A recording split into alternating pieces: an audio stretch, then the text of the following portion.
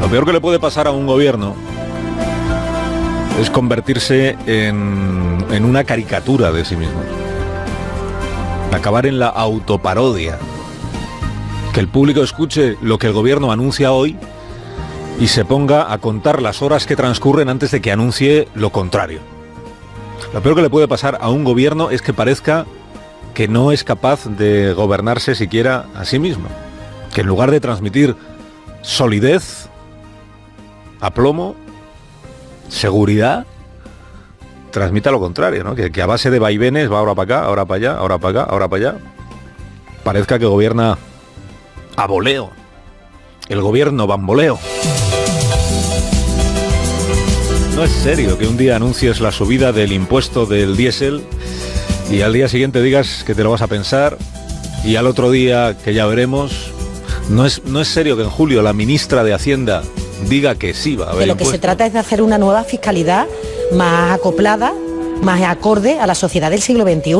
Y la ministra de Industria diga después que su colega se ha precipitado un poco. Son importantes los tiempos. Yo comentabas que las declaraciones de la ministra pues no fueron acertadas, ella misma lo ha reconocido. Pero ella misma confirme que pretende meter la subida en los presupuestos del año 19, pero luego diga que es todavía prematuro a afirmar que la subida finalmente del gasóleo se hará. Que ayer salga el presidente del gobierno, oiga, a confirmar que le van a meter un rejón al diésel o a los propietarios de vehículos diésel.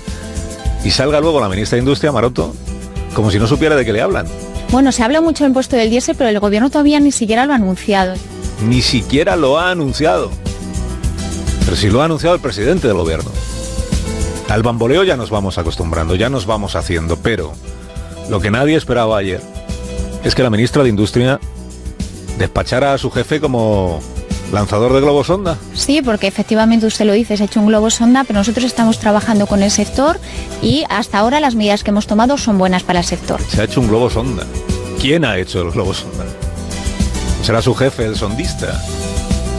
En este episodio de ayer del diésel revela que en este gobierno la comunicación no fluye. Si la ministra de Industria no está enterada de lo que el presidente del gobierno ya ha dado por hecho, óigame, aquí algo está fallando. El presidente ya lo ha manifestado, que no afectará a los profesionales y este se va a implantar. Que se va a implantar.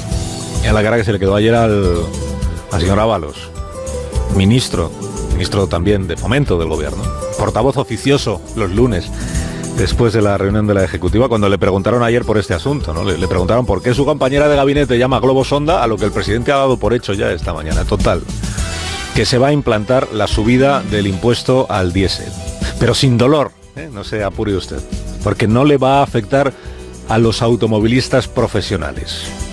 Sin dolor y por el bien de todos, porque si pagan más los ilusos que se compraron un coche diésel cuando los gobiernos nos animaban a repudiar la gasolina, culpa de ellos ser ahora reos de lesa polución. Los malditos del diésel. En realidad la subida va en los presupuestos del año que viene, ahí es donde quiere introducir el gobierno las novedades fiscales, o sea, que igual al final no sale adelante tampoco esta subida, ni esta, ni ninguna otra cosa, porque igual al final lo que no salen adelante son los presupuestos del 19. Ahí a quien primero tiene que conquistar Pedro Sánchez, como usted sabe, es a su compadre Pablo Iglesias, es el grupo que más diputados tiene en la Cámara, de los que están en negociaciones con el Ejecutivo, es su socio estable, y ya han visto lo que ha pasado con el impuesto a la banca. Otra interesante historia de bamboleo. Y la prueba de que una cosa es lo que dices, lo que predicas cuando eres oposición, y otra lo que haces cuando ya has alcanzado el poder. En enero, estamos iniciando septiembre, en enero, claro, Pedro Sánchez no preveía llegar al verano siendo él el presidente del gobierno. En enero fue Sánchez quien propuso meterle un impuesto nuevo a los bancos para asegurar con ese dinero el futuro de las pensiones. Creo que es justo también pedirle al sector financiero que contribuya a sostener aquello que identifica singularmente a los españoles como ese sistema público de pensiones. Pedirle es la manera, como se llama en política, a obligar a alguien a soltar dinero. En esto del lenguaje camuflaje de los tributos de la Fiscalía. El rey del mambo siempre fue Montoro. ¿Se acuerda usted cómo llamó Montoro a la subida del IRPF? Complemento temporal de solidaridad. Mejora tú eso. Bueno, aquel día en que Pedro Sánchez, enero, propuso apretar a la banca, Pablo Iglesias le publicó un tuit que decía: no imites, innova, que era su manera de reclamar el copyright de la propuesta. Y tiene que quedar claro que quien más ganas les tiene a los bancos es Podemos, de la banca que nos fríe a comisiones, que especula con nuestro dinero, que nos coloca las preferentes y que nos desahucia.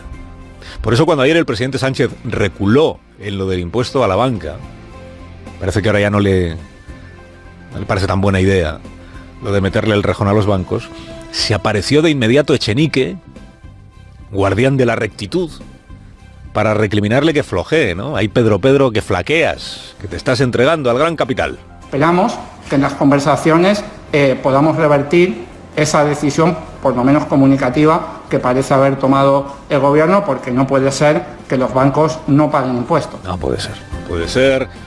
No puede ser que los bancos no paguen. Tampoco va a ponerse Echenique a estas alturas a explicarnos por qué a los bancos ahora les sale tan ligera la factura fiscal y por qué en los años de recesión les salía tan gravosa esa misma factura. El caso es que los bancos, como los automovilistas del diésel, tienen que sufrir. Si no es con un impuesto específico, que sea de otra manera. Si no quieren poner un impuesto a la banca, pues nos tendrán que explicar qué otro privilegio fiscal van a eliminar para poder sufragar las medidas sociales. Que nos lo explique el gobierno, dice Podemos, haciéndose valer como lo que es el único socio más o menos estable que tiene el gobierno de los 84 diputados en el Parlamento, más o menos estable, y según para qué asunto. Porque para subir impuestos y aumentar el gasto público va a tener Pedro a Pablo a su lado mientras él quiera, pero para decirle a Joaquim Torra que se olvide de la autodeterminación porque nuestra Constitución no la contempla, no le va a tener a su lado. Y para salir en defensa del juez Llarena, tampoco. Les he contado que hoy está citado el juez Llarena ante el juez de Bruselas, que tiene que decidir si hay tema o no hay tema.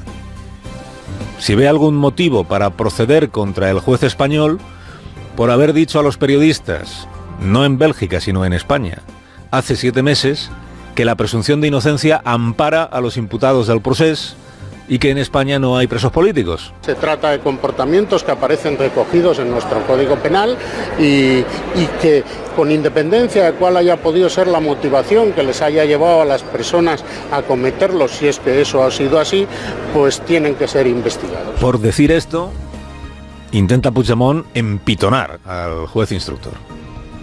Por hablar fuera de los autos judiciales.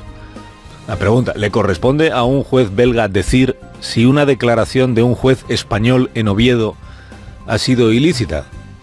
Hoy empezaremos a saberlo. Los magistrados del Supremo creen que aquí no hay caso. Pero los magistrados del Supremo no están demostrando en los últimos años mucho grado de acierto sobre lo que acaban haciendo los jueces de otros países.